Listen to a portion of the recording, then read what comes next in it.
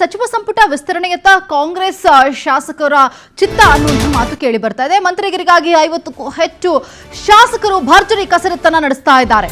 ರಾಹುಲ್ ಗಾಂಧಿ ಕರೆಗಾಗಿ CM DK Shivakumar wait ಮಾಡ್ತಾ ಇದ್ದಾರೆ. ರಾಹುಲ್ ಕರೆ ಇನ್ನೂ ಕೂಡ ಬಂದಿಲ್ಲ. ಈ ಹಿನ್ನೆಲೆಯಲ್ಲಿ ಒಂದು ಕಡೆ ಸಂಪುಟ ಆಕಾಂಕ್ಷಿಗಳಲ್ಲಿ ತಳಮಳ ಉಂಟಾಗ್ತಾ ಇದೆ. ಹೈಕಮಾಂಡ್ ಕರೆ ಬರ್ತಾ ಇದ್ದಂತೆ ದೆಹಲಿಗೆ ದೌಡಾಯಿಸುವುದಕ್ಕೆ ಈಗ ಸಜ್ಜಾಗಿದ್ದಾರೆ. ಜುಲೈ 18ರಂದು ಡಿಕೆ ಶಿವಕುಮಾರ್ ದೆಹಲಿಗೆ ತೆರಳುವಂತಹ ಸಾಧ್ಯತೆ ಇದೆ. ಆಷಾಢಕ್ಕೂ ಮುನ್ನ ಸಂಪುಟ ವಿಸ್ತರಣೆ ಬಹುತೇಕ ಡೌಟ್ ಅಂತ ಹೇಳ್ತಿದ್ದಾರೆ. ಇಷ್ಟು ದಿನಗಳವರೆಗೆ ಆಷಾಢ ಮುಗಿಯೋದ್ರ ಅಂದ್ರೆ ಆಷಾಢ ಸ್ಟಾರ್ಟ್ ಆಗೋದಕ್ಕೂ ಮುಂಚೆನೆ ಸಂಪುಟ ವಿಸ್ತರಣೆ ಆಗ್ಬಿಡುತ್ತೆ ಅಂತ ಹೇಳ್ತಾ ಇದ್ರು. ಮತ್ತೊಂದು ಕಡೆ ಪ್ರಿಯಾಂಕ್ ಖರ್ಗೆ ಅವರು ಕೊಟ್ಟಂತಹ ಹೇಳಿಕೆನ ಗಮನಿಸಬಹುದು. ಆಷಾಢಕ್ಕೂ ಇದಕ್ಕೂ ಸಂಬಂಧ ಇಲ್ಲ ಅಂತ. ಬಟ್ ಆದ್ರೆ ಹೈಕಮಾಂಡ್ ಯಾವ ನಿರ್ಧಾರಕ್ಕೆ ಬರುತ್ತೆ ವೆಯ್ಟ್ ಮಾಡಬೇಕು.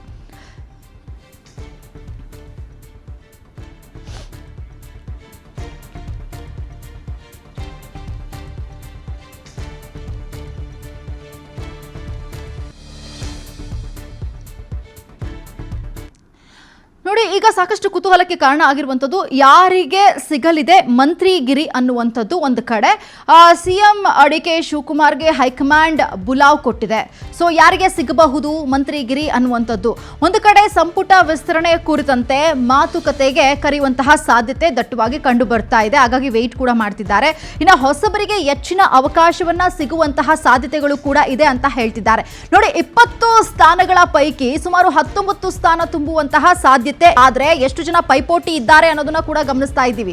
ಸಂತೋಷ್ ಲಾಡ್, ಜಮೀರ್ ಅಹಮದ್ ಖಾನ್ ಅವರ ಹೆಸರು ಕೂಡ ಕೇಳಿ ಬರ್ತಾ ಇದೆ. ಒಂದು ಕಡೆ ಯಾರಿಗೆ ಸಿಗಬಹುದು ಮಂತ್ರಿಗಿರಿ ಅನ್ನುವಂತಹ ಲಿಸ್ಟ್ ನಲ್ಲಿ. ಮತ್ತೊಂದು ಕಡೆ ಸಾಕಷ್ಟು ಮಂದಿ ರೇಸ್ ಅಲ್ಲಿ ಕೂಡ ಇದ್ದಾರೆ. ಪುಟ್ಟಣ್ಣ ರಂಗಶೆಟ್ಟಿ ಕೂಡ ಹೆಸರು ಕೇಳಿ ಬರ್ತದೆ. HC ಬಾಲಕೃಷ್ಣ ಅವರ ಹೆಸರು ಕೇಳಿ ಬರ್ತಾ ಇದೆ. ರಾಘವೇಂದ್ರ ಹಿಟ್ಟಾಳ್ ಅವರ ಹೆಸರು ಕೂಡ ಕೇಳಿ ಬರ್ತಾ ಇದೆ. ರಿಜ್ವಾನ್ ಹರ್ಷದ್ ಅವರ ಹೆಸರು ಕೂಡ ಕೇಳಿ ಬರ್ತಾ ಇರುವಂತದ್ದು. ಜೊತೆಗೆ AS ಪೊನ್ನಣ್ಣ, ಲಕ್ಷ್ಮಣ್ ಸವದಿ ಇವರ ಹೆಸರುಗಳು ಕೂಡ ಲಿಸ್ಟ್ ಅಲ್ಲಿ ಇದೆ ಅನ್ನುವಂಥದ್ದು. ಶಿವಲಿಂಗೇಗೌಡರ ಹೆಸರು ಕೂಡ ಇದೆ. ಮಂತ್ರಿ ಸ್ಥಾನಕ್ಕಾಗಿ ಇವರೆಲ್ಲರೂ ಕೂಡ ದುಂಬಾಲು ಬಿದ್ದಿದ್ದಾರೆ ಅನ್ನುವಂಥದ್ದು.